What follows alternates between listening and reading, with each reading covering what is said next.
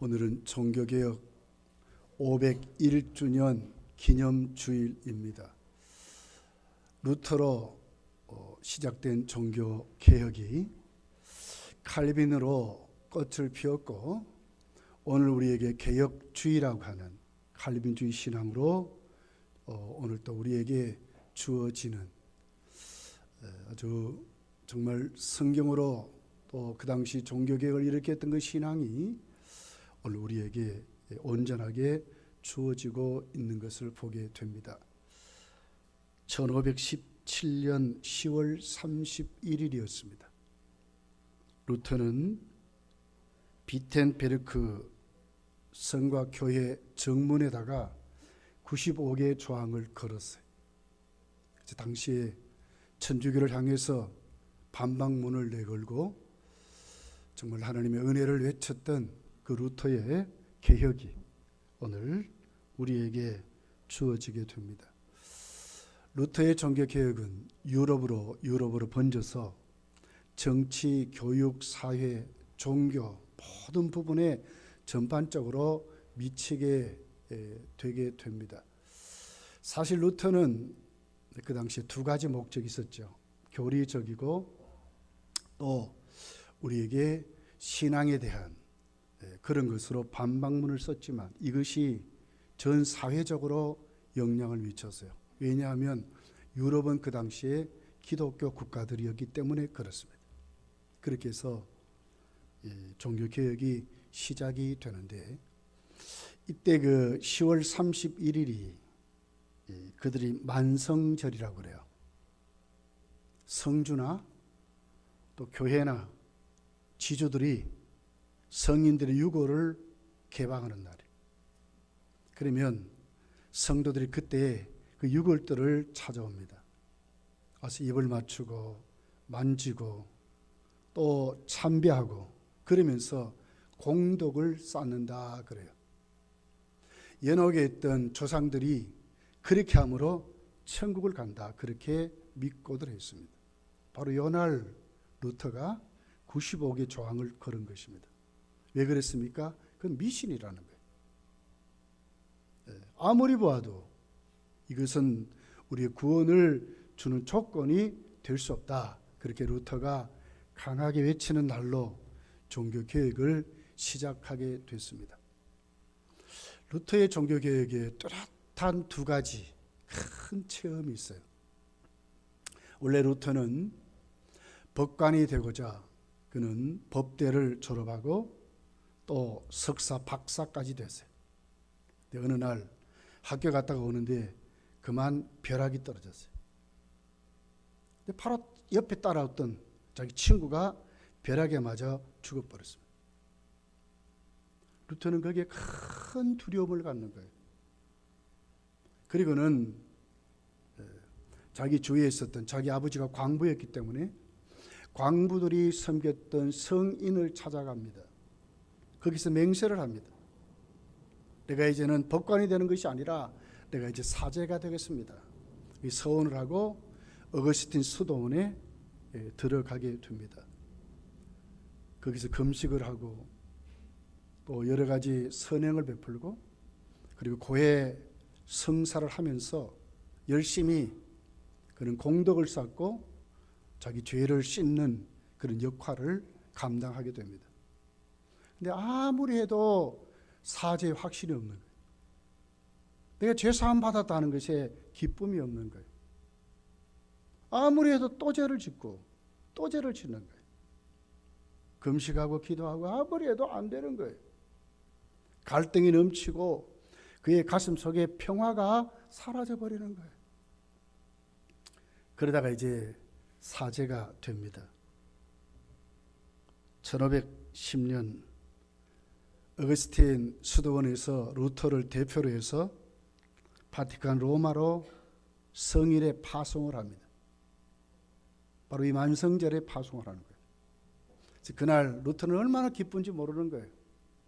내가 이날 가서 정말 거기 사도들의 유골을 보면서 만지고 입을 맞추고 참여하면서 나도 공덕을 쌓는 게 아닌가. 내 할아버지가 잘못해서 연옥에 갔다면 내가 이것을 통해서 우리 할아버지가 천국을 가는 것이 아닌가 기뻐하면서 로마를 가게 됩니다. 그리고는 라테란 성당에 빌라도 계달이라는 곳으로 무릎으로 기어 올라갑니다. 맨 마지막 그가 무릎으로 올라가서 느끼는 게 있습니다. 과연 이것으로 죄사함을 받을까? 과연 이것으로 연옥에 있는 분들이 천국을 갈 것인가? 오히려 더 많은 갈등이 생기고 온몸은 피투성이 되고 막 그런 거예요.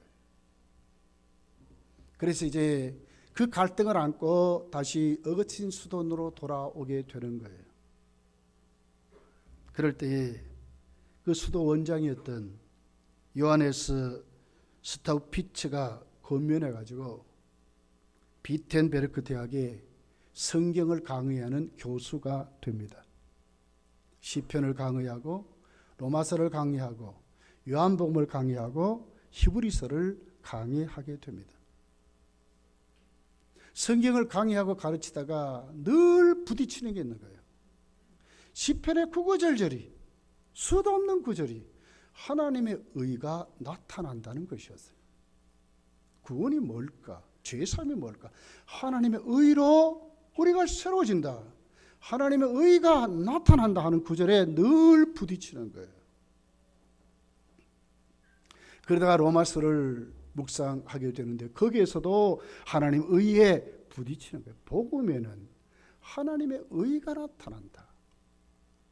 로마서 1장 17절이 생생하게 기억이 되는 거예요. 이 수많은 갈등으로 오히려 더 힘들고 어려워지는 거예요. 여러분, 그는 벼락이 치는 거기에서 법관이 되려고 하다가 사제가 되는 부름을 받았지요. 그러다가 큰 깨달음이 주어지는데 도대체 구원이 뭘까? 죄사함이 뭘까? 정말 이렇게 하면 구원 받을까? 고해를 하고 면죄부를 드리고 또 그 성인들의 유골을 만지고 입을 맞추고 참배하고 이러면서 우리가 해결될까? 늘 거기에는 답답함이 생겼고 죄사함 받았다는 확신이 생기지 않는 거예요. 믿어지지 않는 거예요. 그러다 어느 날 그가 섬겼던 비덴베르크 교회 성곽에 올라갑니다. 검은 탑이라 하는 곳입니다. 검은 색깔로 이렇게 쫙 칠해졌답니다. 그 맨 위에 이제 기도하는 기도실이 있는 거예요. 거기 올라가서 기도하며 묵상하게 됩니다. 하나님 도대체 이게 뭡니까? 그럴 때 크게 큰 깨달음을 갖는 거예요. 지금까지 하나님의 의는 하나님 무서운 공의를 생각했어요. 가톨릭에서는 그것만 가르쳤어요. 하나님의 무서운 심판, 죄는 죄대로 갚으시는, 무섭게 징계하시는, 이게 하나님의 의라는 거예요. 거기에서 묵상하며 기도하는데 그에게 부딪히는 게 있는, 도대체 이것으로 우리가 구원받을 수 있을까?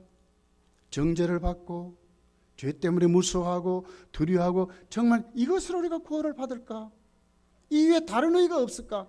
그러다가 로마서 1장 17절을 자세하게 분석하고 묵상하고 거기에 큰 깨닫게 되는 거예요. 복음에는 하나님의 의가 나타난다. 복음에는 하나님의 의가 나타나서.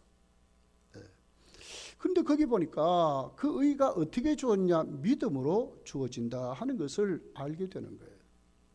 아하, 다른 의가 있구나. 이 하나님이 말씀한 의는 하나님 우리에게 주시는 것이지, 물론 공의도 있지만 하나님이 준비하셨다가 우리에게 주시는 선물이 아닐까. 우리는 추잡하지만, 우리는 부족하지만 옷을 깨끗하게 입혀놓으면 사람이 달라지듯이 하나님의 의의 옷을 우리에게 입혀주는 것은 아닌가. 묵상하고 깨닫고 기도하다가 이 사실을 알게 되는 거예요. 아, 그렇구나. 우리가 하나님께 의롭게 되는 것은 하나님이 준비해 놓았다고 주시는 의. 거기서 주님을 깨닫게 되는 거예요. 하나님의 아들을 준비하셨다고 주시는.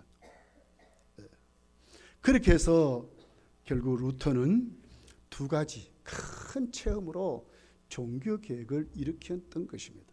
하나는 벼락의 체험이었습니다. 부름을 받았습니다. 또 하나는 정말 하나님께 구원은 어떻게 그 교회 그 까만 탑에 올라가서 묵상하다가 거분탑의 체험이라 그래요. 거기에서 로마서 1장 17절을 깊이 깨닫고 믿음으로 하나님의 의가 우리에게 주어지는구나. 하나님 우리에게 예수 그리스도의 의를 옷 입혀 주시는 것으로 우리가 의롭게 되는구나. 그래서 거기에 칭의를 발견하게 되는 것입니다. 여러분, 오늘 우리는 이 종교개혁의 시작이 얼마나 멋있었는지, 얼마나 하나님의 말씀에 확실하게 세워졌는지 하는 것을 우리가 다시 한 번 더 우리 종교개혁주의를 통해서 다시 한번 깨닫는 그런 시간들이 우리에게 있어야 될 줄 믿습니다. 그러면서 바티칸이 루터를 가만두겠어요? 브롬스라고 하는 국회에다가 루터를 소환했어요. 루터는 거기에 참석하게 되죠. 유명한 말을 남겼어요. 하나님, 제가 오늘 여기에 섰습니다. 하나님, 나를 붙잡아 주세요. 내가 여기 섰다는 거예요. 그들은 루터를 사탄의 하수인 별칭으로 붙였지만, 이단이다 별칭으로 붙였지만, 루터는 하나님, 오늘도 나를 내가 여기 섰습니다. 하나님, 나를 지켜주십시오. 거기서 그러죠. 너가 지금까지 썼던 책을 철회해라. 휴지로 버려버려라. 그걸 번복해라. 잘못했다고 그래라. 시인하라. 그럴 때 루터는 당당히 말하는 거예요. 내가 본 것은 성경에서 나온 것입니다. 전통도 아니고 인간의 말이 아니라 하나님 말씀 안에 나온 것입니다. 나는 철회할 수 없습니다. 거기에서 루터는 이단이라 정죄받고, 누구든지 루터를 죽이는 것은 살인행위가 아니다. 그렇게 해서 이제 루터는 교회 바깥만 나가면 죽게 되어버렸습니다. 이럴 때 프레드리라고 하는 성인 반열에 세워졌던 자가 루터를 보호해서 뒤로 이렇게 빼돌려서 납치하듯이 자기 성으로 데려갔습니다. 거기 1년을 요하면서 루터는 성경을 연구하고 라틴어 성경을, 신약 성경, 라틴어 성경을 독일어로 번역하게 됐습니다. 이때부터 이제 성경이 사제들만 라틴어로 가지고 있던 성경이 이제 전 세계 언어로 루터로 시작해가지고 번역이 되기를 시작한 거예요. 여기서 묵상합니다. 그러면서 거기서 이렇게 말합니다. 모든 사제는 결혼할 수 있다. 루터는 사제를 선약할 때에 그는 독신 서약을 했어요. 그런데 이것은 비진리다. 그렇게 해서 자기가 사랑했던 수녀와 결혼하게 되게 됩니다. 여기서 그는 찬송을 지어가지고 찬송을 부르고 예배를 개혁하는 예배 개혁자가 되게 되는 것을 봐요. 이 같은 루터의 종교개혁이 시작해서 여러분, 그 종교개혁은 진짜 꽃을 피게 됩니다. 세계적인 개신교회가 시작이 되는 것은 칼빈으로 시작이 되는 것을 봐요. 스위스로 찌잉글리가, 제네바에서 칼빈의 제자 존 녹스가 스코틀랜드에서 장로 교회를 세우게 됩니다. 유럽 전 지역으로 칼빈이 가르쳤던 이 칼빈주의가 꽃을 피게 되는 거예요. 우리 개혁주의 하면, 다른 말로 말하면 칼빈주의라 그럽니다. 왜냐하면 칼빈이 봤던 신앙을 우리도 받아들인다, 우리도 가장 정통적이다 하는 것을 믿기 때문에 개혁주의 하면 칼빈주의라 이렇게 지금도 우리가 말하고 있는 것입니다. 유럽 전 지역이 칼빈이 가르쳤던 칼빈주의가 온 유럽으로 퍼져나가기 시작했어요.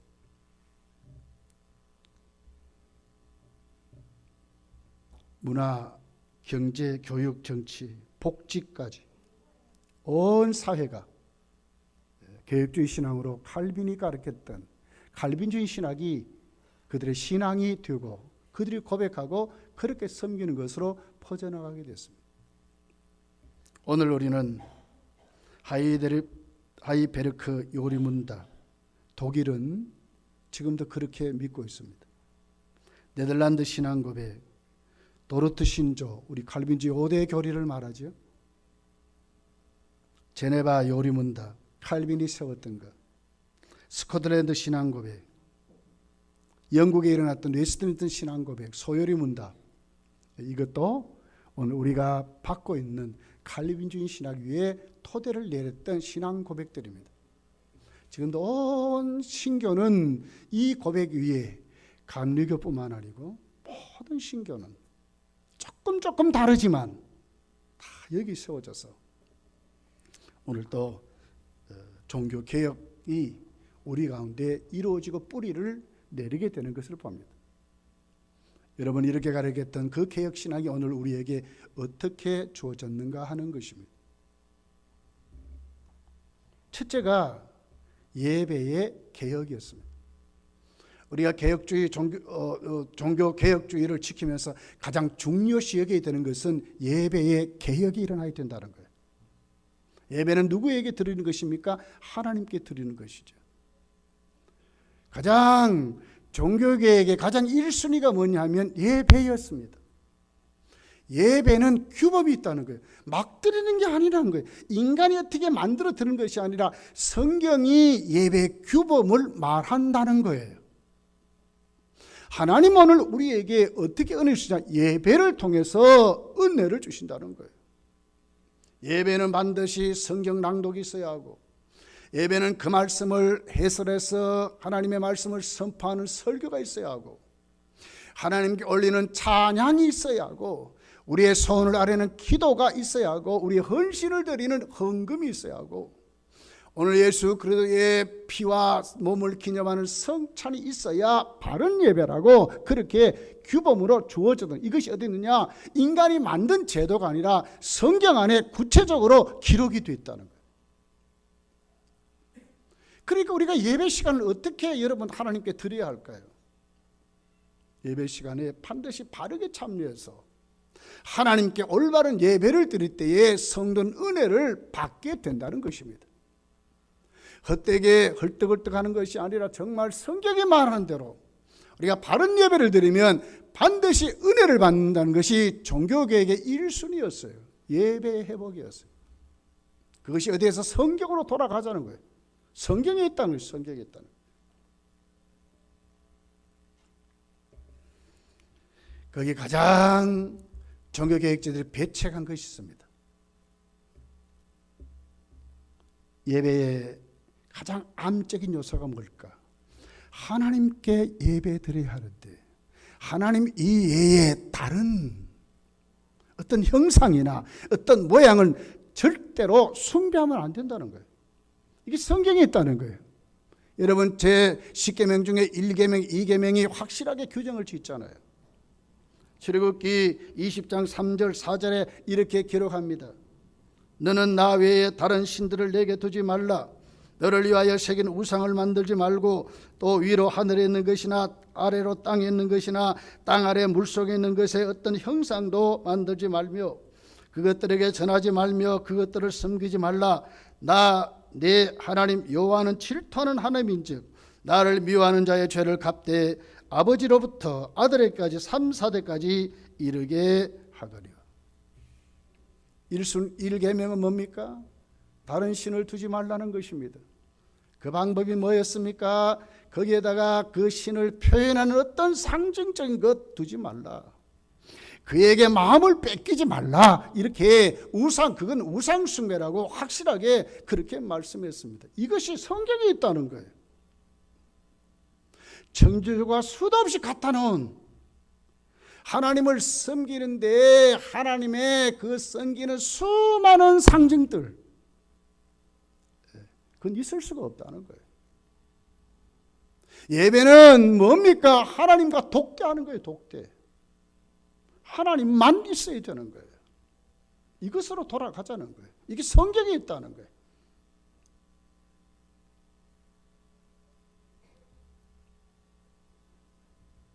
그러면서 오늘 두 번째가 인간의 구원 문제였습니다. 그 구원은 바로 성경의 언약 가운데 하나님 우리를 구원하신다는 거예요. 창세전에 아들과 하나님이 아버지와 맺은 언약이다. 이게 구속 언약이라고 그럽니다. 인간의 모든 죄짐을 지고 예수께서 이 땅에 오셔서 그 죄값을 치루시고 아버지는 그것을 인정해서 그에게 그 백성들을 구원하신다고 하는, 이미 언제 만물이 만들어지기 전 창세 전에 시작이 되다. 이게 구원이라는 거예요. 이것이 종교계의 두 번째 모토였습니다. 구원은 하나님이 시작하셨다. 그것도 언약 가운데 시작했다. 아버지와 아들 사이에 맺은 언약으로 시작됐다는 거예요. 그러면서 인간에게 하나님은 아담을 만들, 인류의 대표를 만들어서 하나님 말씀을 순종하라고 했다는 거예요.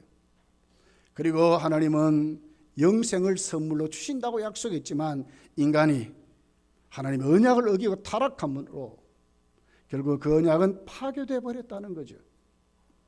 그래서 뭐냐? 우리를 구원하기 위해서 하나님은 아들을 보내주셔서 그 택한 백성들에게 구속의 언약이 적용되도록, 아들이 십자가에 죄점을 지고 죽는 그 공로가 적용되도록 누구에게요? 하나님의 택한 백성들에게 하나님은 다시 언약하셨다는 거예요. 그 백성이 그 아들을 인정하고 그 아들로 인해서 죄사함을 받고 그 아들로 인해서 천국 가는 것을 믿는 그들에게 하나님은 천국을 주신다고 약속했다는 거예요. 이것이 성경이 말하는 내용이라는 거예요. 구원은 이 방법 이외에는 없다고 말하는 것입니다. 이것이 종교개혁의 신앙이었습니다. 구원은 하나님의 택한 백성에게 주어지는, 모든 사람이 아니라 하나님의 택한 백성, 하나님께서 정해서 예수 그리스도의 공로를 주시는 그 사람들에게만 주어지는, 그것이 바로 구원이라고 말씀을 하고 있는 것입니다. 왜 그렇습니까, 여러분? 하나님 폭군같이요, 오히려 그렇게 되면 이 땅에 태어나지도 말게 하시지.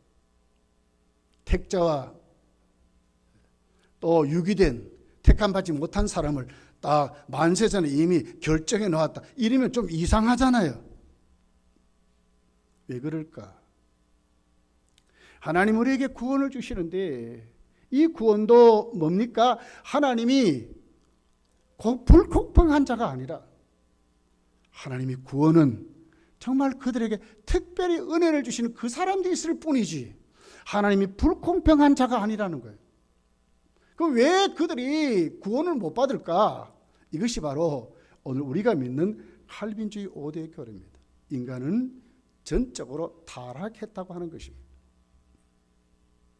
그 죄가 모든 그 사람들을 점령해버려서 전적으로 부패하고 타락했다는 거예요. 우리가 믿음이 없는 게 아닙니다. 사람은 다 믿음이 있습니다. 일반적으로 여러분 다 우리 믿고 살지 않습니까?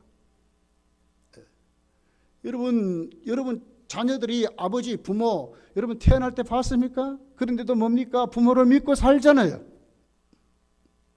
우리가 세상에 있는 많은 것들은 다 우리가 믿음으로 사는 것인데 이런 믿음이 아니라 하나님께 구원받은 믿음은 우리가 하나님 앞에 우리로 인해서 만들어지지 않는다는 거예요. 인간이 타락할 때 인간은 하나님을 싫어하게 되어버렸다는 거예요. 믿음은 있는데 일반적인 믿음은 다 그들에게 있지만 구원받는 믿음은 인간이 만들 수 없다는 거예요. 왜? 하나님을 싫어하는 심성이 우리에게 심어져서 이렇게 되었다고 하면 이것이 전적인 무능력이라고 하는 말씀. 요한복음 6장 44절에 보면 이런 말씀이 있습니다. 나를 보내신 아버지께서 이끌지 아니하시면 아무도 내게 올 수 없느니라. 하나님이 회복시키지 아니하고 하나님 우리에게 구원을 주지 아니하면 한 사람도 절대로 구원을 받을 수 없다고 성경은 확실하게 우리에게 말하고 있다고 하는 거예요. 이것이 종교개혁의 모토입니다. 성경이 말한다는 거예요. 하나님의 말씀, 절대적인 권위를 가진 이 말씀이 우리에게 말씀한다는 거예요. 어떤 교황이 말하는 것이 아니라 사람들이 집단에 모여서 회의로 결정해가지고 우리 이렇게 오늘부터 이렇게 믿자, 이게 아니라는 거예요. 하나님 말씀이 그렇게 말한다는 거예요.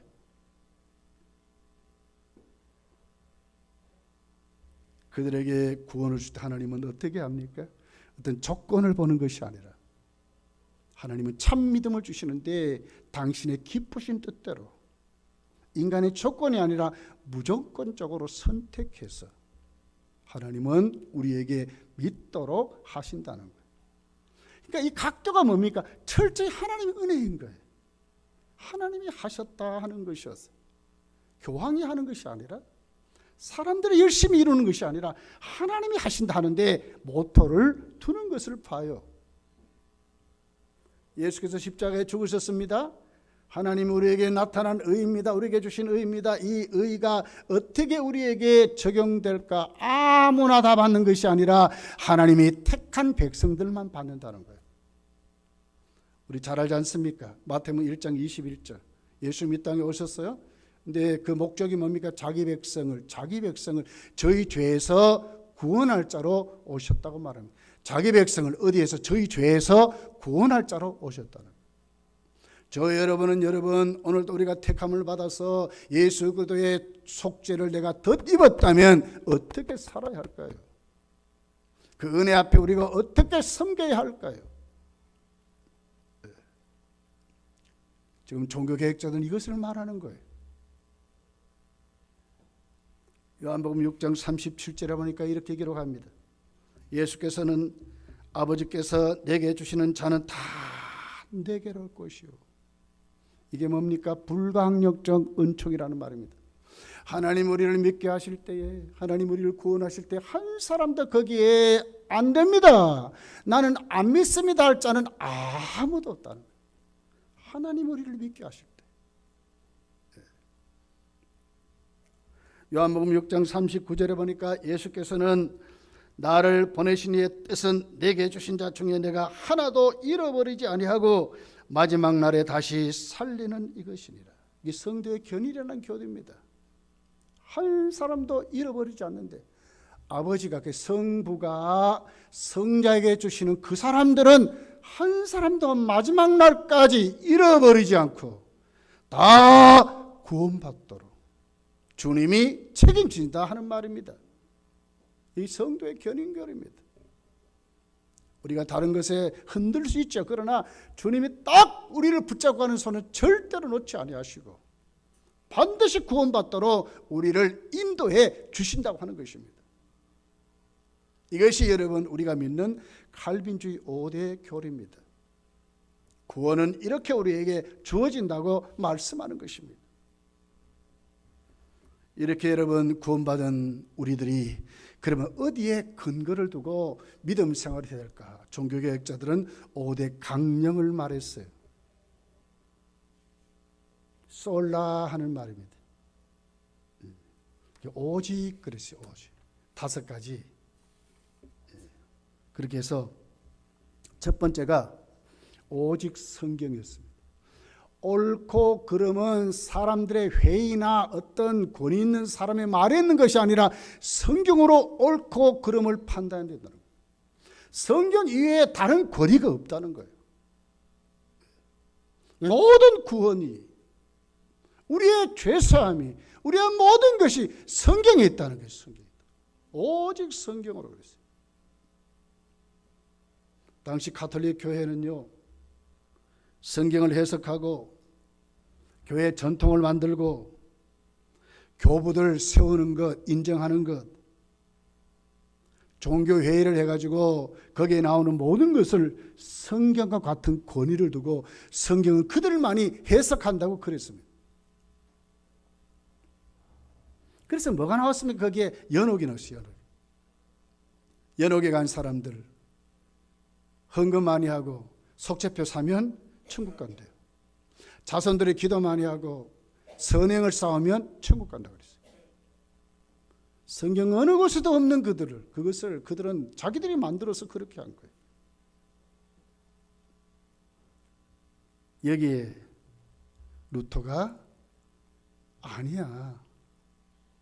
오직 성경으로. 성경이 말하지 않는 것은 아니라는 거예요. 성경이 가는 것만큼 가고 성경이 말하는 것만큼만 가야 된다는 거예요. 그렇게 해서 오직 성경으로 그랬어요.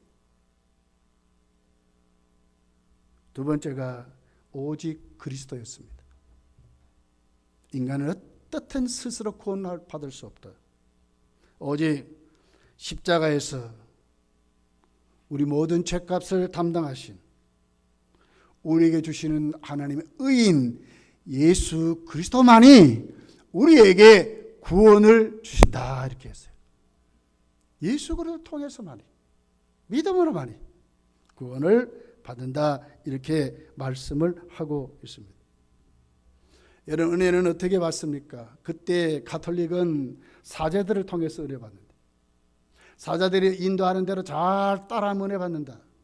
칠성례를 말하면서 그렇게 말했어요. 사제들이 없으면 은혜 받을 수 없다 그랬어요. 그런데 거기에 종교개혁자들은 뭐라 그랬습니까? 오직 은혜는, 오직 구원은 예수 그리스도로만 주어진다는 거예요. 여기에 만인 제상설이 나왔어요. 주님과 우리 사이에 어떤 중보자도 없다는 거예요. 여기에 교황도 아니고 성인도 아니고 어떤 사제도 아니고 감독도 아니고 어떤 제도도 아니고 어떤 회도 아니라 오직 우리와 하나님 사이에 중보자는 예수 그리스도밖에 없다. 오직 그리스도로 믿으시기를 예수님 축복합니다. 누구든지 예수 이름으로 믿음 생활을 할 수 있는 것입니다.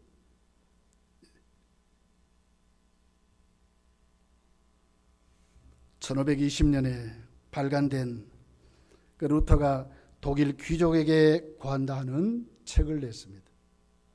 거기 보면 사제는 교황이 임명하는 사람들이 아니라 그리스도 예수를 믿는 모든 사람이 제사장이다. 만인제상설이 나온 거예요. 주님과 우리 사이에 놀라운 교환이 있다는 거예요. 우리는 초잡하고 더럽고 우리는 허물 많고 정말 내어놓을 수 없는 것 가지고 주님께 간다는 거예요. 근데 주님은 그것을 받으시고 어떻게 합니까? 다 씻어줘. 다 정결케 하고 다 깨끗하게 해서 우리에게 돌려준다는 거예요. 놀라운 교훈이란 말입니다. 루터가 그렇게 말을 했어요. 지금도 우리는 그렇게 믿고 산다는 거예요. 우리는 더럽고 초잡하다는 거예요. 그러나 주님께 가면 주님이 다 받으시고 용서하시고 씻으시고 정결케 하셔서 우리를 다시 새롭게 세워주신다는 거예요. 이게 교황의 말이 아니라 주님이 그렇게 하신다는 거예요. 믿으시기를 예수님 축복합니다. 주님께 가면 다 해결이 되는 것입니다. 놀라운 교환이란 말입니다. 세 번째가 오직 은혜라는 말입니다. 인간이 하나님께 신앙생활로 구원받는데 인간의 공로는 0.0%도 없다는 거예요. 다 하나님의 은혜로 주어진다는 거예요. 믿음도 하나님 주님 선물이지 구원받는 통로이지만 그것마저도 하나님 주는 선물이라는 거예요. 인간의 공로가 인간의 열심이 아니라는 거예요. 에베소 2장 8절에 너희가 그 은혜를 인하여 믿음으로 말미암아 구원을 얻었나니 이것이 너희에게서 난 것이 아니요 하나님의 선물이라 그랬어요. 로마 교회의 대변인으로 그 당시 인문학자인 에라스무스는 의지 자유론이라는 말을 했어요. 구원은 내가 선택하는 것이다. 내가 이루는 것이다. 내가 열심히 공로를 쌓아야 한다. 그것이 그들이 말하는 구원론이었어요. 여기에 루터는 이렇게 말했어요. 노예 의지론이라는 책을 써가지고 반발했어요. 우리는 다 마귀에게 노예게 됐다는 거예요. 하나님의 은혜로 우리가 거기서 구원을 구출을 받는 것이라고 그렇게 말을 했어요. 요한복음 1장 12절 13절에 이렇게 기록하죠. 영접하는 자고 그 이름을 믿는 자들에게는 하나님의 자녀가 되는 권세를 주셨으니 이는 혈통으로나 육적으로나 사람의 뜻으로 나지 아니하고 오직 하나님께로부터 난 자들이라. 영접해야 됩니다. 그래 하나님의 자녀가 됩니다. 근데 이것이 어디서 왔습니까? 우리가 혈통으로나 우리 어떤 방법이 아니라 하나님이 나게 하신다는 거예요. 하나님으로부터 주어지는 것입니다.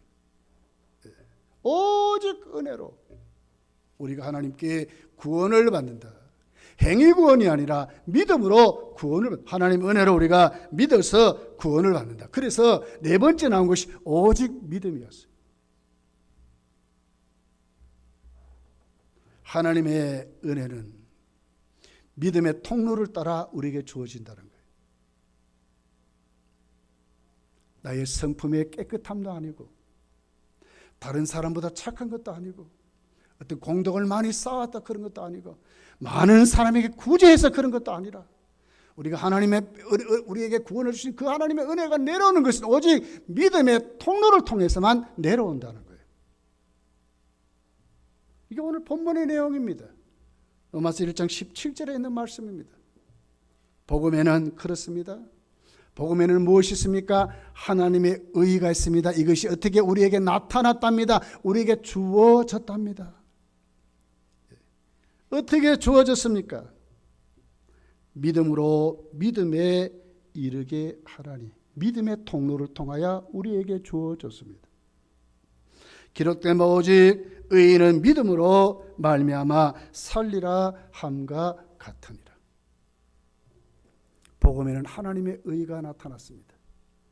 이 의는 바로 하나님이 주시는 의입니다. 옷을 입혀주듯이 우리에게 입혀주시는 의입니다. 이 의를 성경은 예수 그리스도라고 말을 하고 있습니다. 고린도서 1장 30절에 보니까 이렇게 기록합니다.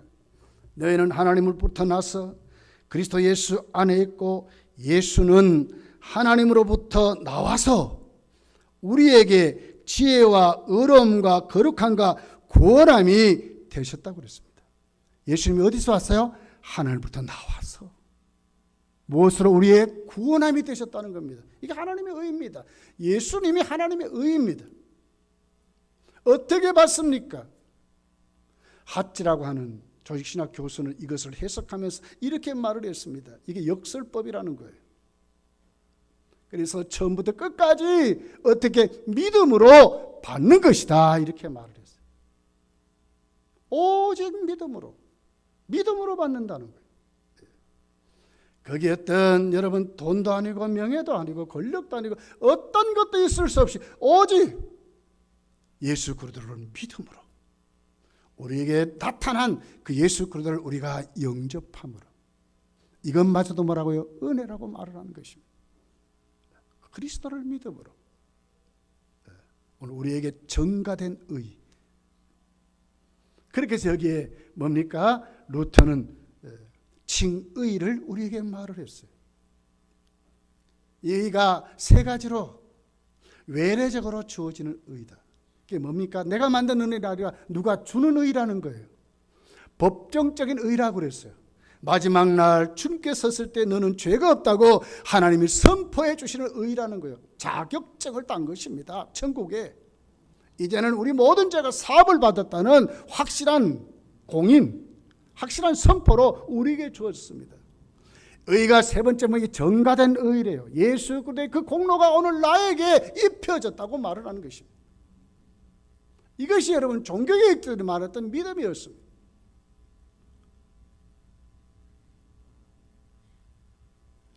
오늘 16절에 보니까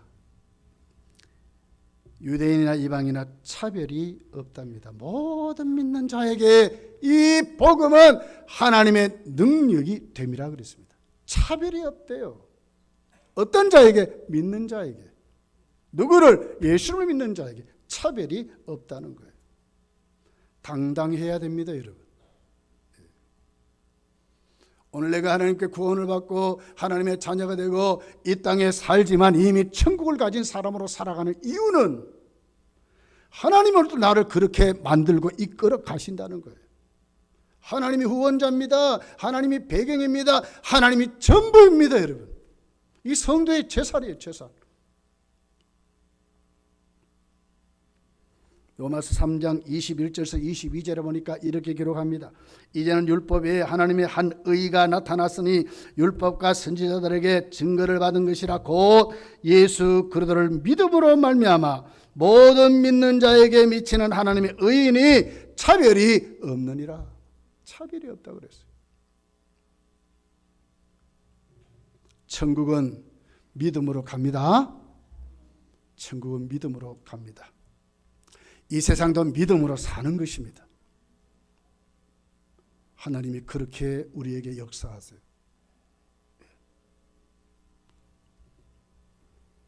다섯 번째가 오직 주께 영광 그랬어요. 그렇기 때문에 그 영광을 교황에게 돌리는 것이 아니라 어떤 사람에게 돌리는 것이 아니라 하나님께 돌려야 한다는 거예요.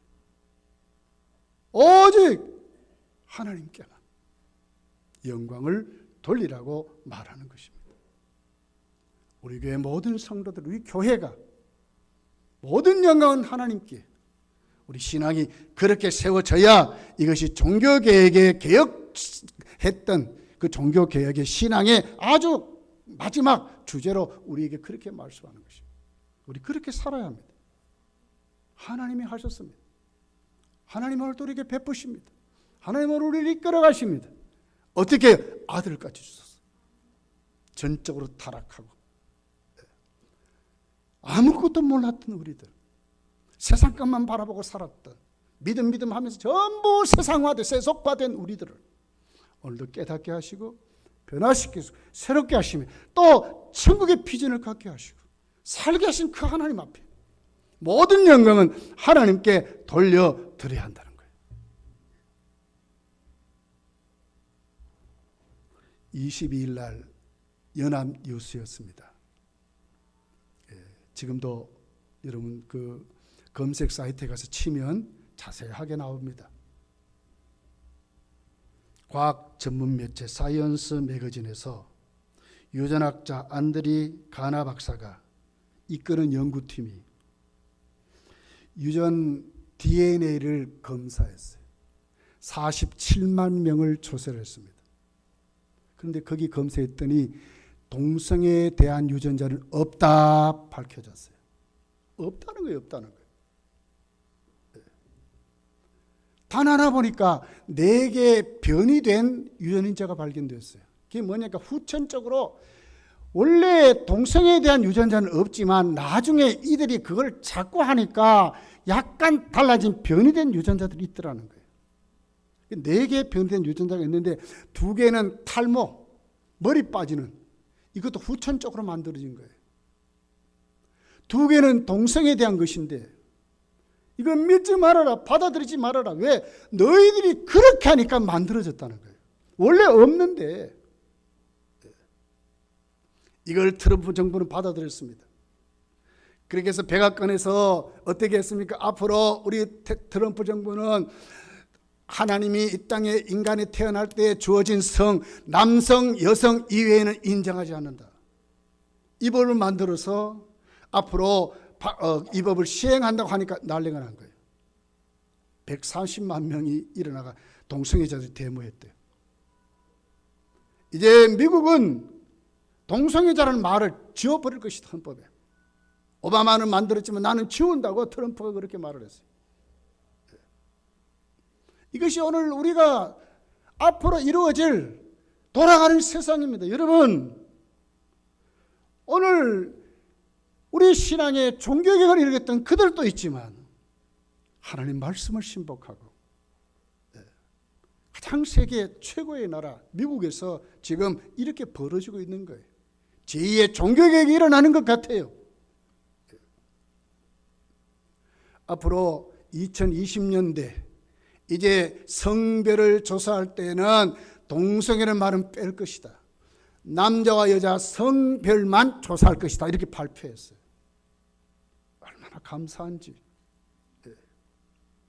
여러분, 이것이 오늘 우리가 믿는 오늘 이 돌아가는 이 세상의 모습입니다.